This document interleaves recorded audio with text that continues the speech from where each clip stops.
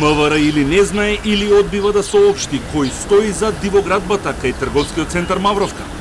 Од Министерството денеска до јавното обвинителство официјално испратен документ во кој се содржани информациите за тоа што е превземено од полицијата во рамките на истрагата околу дивоградбата и што е утврдено.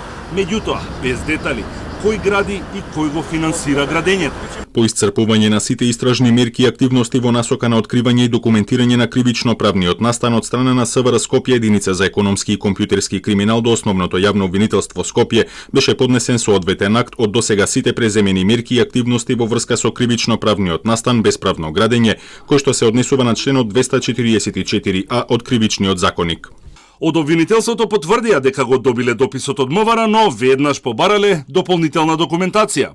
Според официјалните податоци достапни во катастарот, спорната парцела е впишана на фирмата Монотрейд, чиј собственик не одговори на пораките и прашањата кои му ги испративме.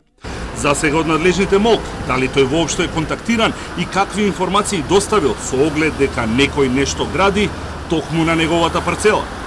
Министерството за транспорт и врски соопшти дека не се надлежни за постапката за уривање на дивоградбата.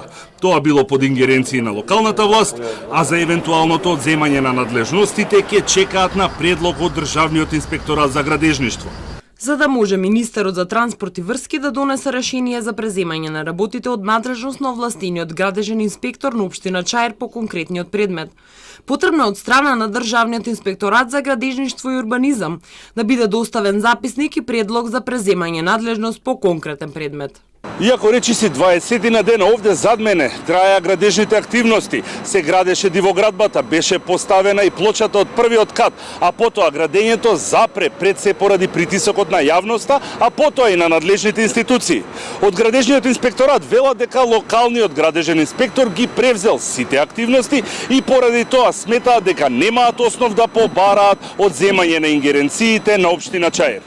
Овластениот градежен инспектор има постапено и за конкретната градба ги има донесено соодветните управни акти и дигу нема законска основа да доставува предлог до Министерството. Сите понатамошни активности согласно Законот за локална самоуправа се во надлежност на градоначалникот.